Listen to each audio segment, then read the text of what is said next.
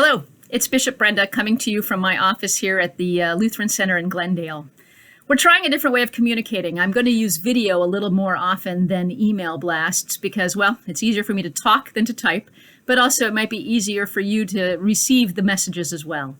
There will also be a paraphrased transcript of what I'm saying in the text of our emails, as well as a Spanish translation. I wanted to share with you some messages of hope that I received this week. I'm in the Conference of Bishops this week, which means that we're having a digital meeting of the 65 bishops of the Evangelical Lutheran Church in America.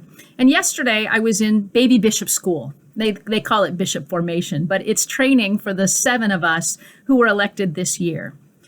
In our morning devotional, Kurt Kusserow, who is the Bishop of Southwest Pennsylvania, preached on a passage from II Chronicles. In fact, he asked me to read probably 40 verses out of II Chronicles before he preached. And I thought, oh gosh, Chronicles?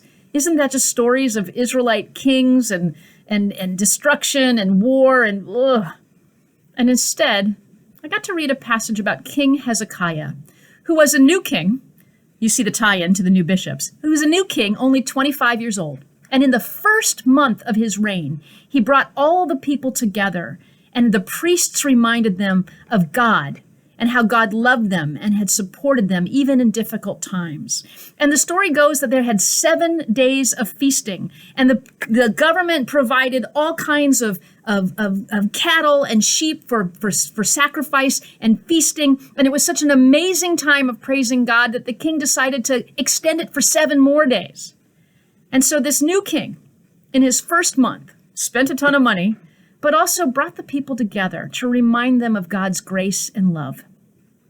I'm not going to give you 10,000 sheep for sacrifice, but I do want to remind you of God's grace and love, even when we haven't been able to be together in over 2 years. We are still God's people.